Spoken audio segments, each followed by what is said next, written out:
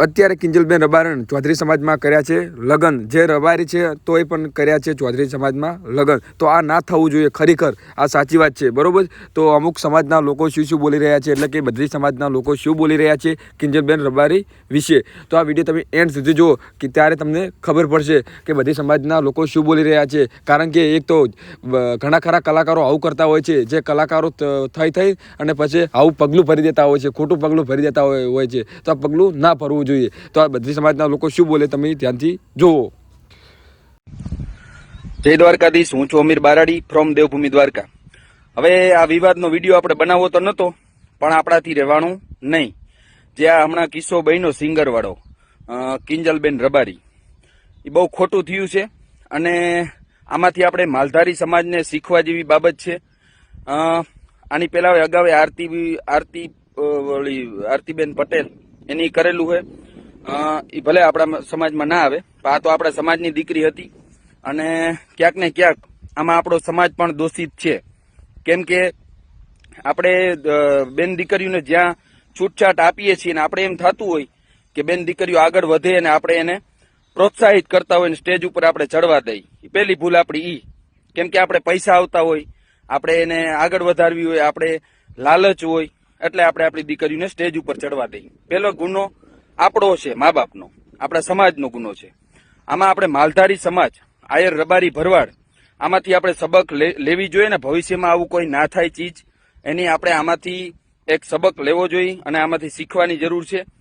આ જે થયું એ હવે પછી ના થાય, એના માટે આપણી આ બેન દીકરીઓને સ્ટેજ ઉપર ચડવા દઈને એ આપણી પહેલી ભૂલ.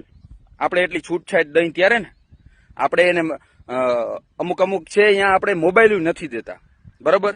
મોબાઈલમાંથી છોકરીઓ વયું જાય ને સમાજને કલંકિત કરતી હોય.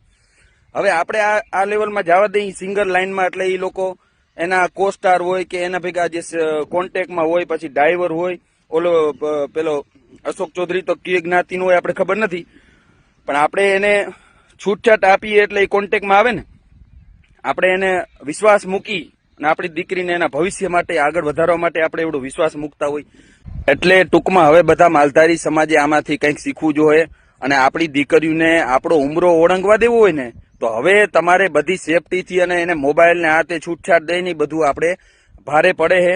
એ આમાંથી શીખવા જડે. આપણે હવે પછી ધ્યાન રાખવું પડશે, નકર આવીને આવી રીતે આપણી દીકરીઓ જાહે અને આપણા બાપની આબરૂ કાઢશે. એટલે આમાંથી આપણે જાણી અને હવે આમાંથી સબક શીખવાની જરૂર છે બધા માલધારી સમાજ માટે. ચલો, જય દ્વારકાધીશ. એટલે આ હમણાં ઓલા કલાકારો સિંગરોએ તો મારા દીકરાઓએ ભાગવાનો તો ટ્રેન્ડ સોધરી, તું યાદ રાખજે કે રબારીમાં હાથ નાખ્યો તને પતારમાંથી રાજસ્થાનમાંથી કાઢી લેવું.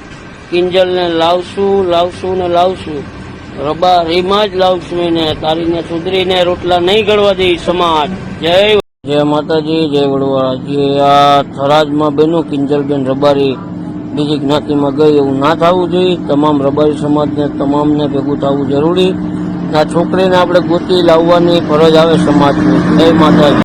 ગુજરાતમાં અત્યારે આપણે જોઈ રહીએ કે આંતરજ્ઞાતીય પ્રેમ લગ્ન બહુ ચાલી રહી. એમાં એ ગુજરાતી કલાકારો, સિંગરો કે જેમને જોઈને પાછળ બીજી યુવા પેઢી કંઈક નવું શીખતી હોય છે. પહેલા કિંજલબેન દવે, પછી આરતી સાંગાણી, કાજલબેન મહેરિયા, હવે આયા કિંજલબેન રબારી. અને હજુ 6 મહિના પછી એક કોઈ મોટા સિંગર આવી રહ્યા છે ને એ આ જ વસ્તુ કરવાના છે. તો મારું આ લોકોને એટલું કહેવું, પ્રેમ લગ્ન થવા જોઈએ, પણ ક્યારે? જ્યારે મા બાપની સમાજની મરજી હોય ને ત્યારે. જ્યારે તમે મા બાપની સમાજની મરજી નહીં હોતી ને ત્યારે તમે બીજે સમાજની અંદર લગ્ન કરો તો તમારા મા બાપના સમાજને માથું નીચું ન હોવું પડે. તમે મોટા કલાકાર થઈને તમને જોઈને પાછળની યુવા પેઢીની ઘણી બેન દીકરીઓ આવું બધું શીખતી હોય છે. તો મારું તો સમાજના જેટલા આગેવાનો છે, જે યુવાનો છે, હિન્દુ ધર્મના દરેક સમાજના, એમને એક વાત કહેવી છે કે જયારે બીજા સમાજની બેન દીકરી આપણા ઘરે આવતી હોય ને એમના મા બાપ રાજી ના હોય, એમનો સમાજ રાજી ના હોય, તો આપણે પણ રાખવી જોઈએ નહીં. કેમ કે જયારે કોઈ બીજા સમાજની બેન દીકરી આપણા ઘરે આવે ને તો આપણે હસતા હસતા રાખી લઈએ.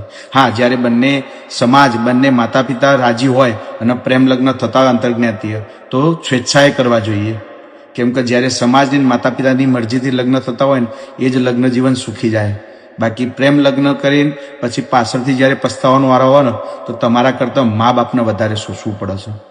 એટલે દરેક સમાજના યુવાનો અને આગેવાનોએ વિચારવું પડશે કે જ્યારે બીજા સમાજની દીકરી આપણા સમાજની અંદર આવતી હોય ત્યારે એના મા બાપ કે સમાજ રાજી ના હોય ને તો આપણે છેસાઈ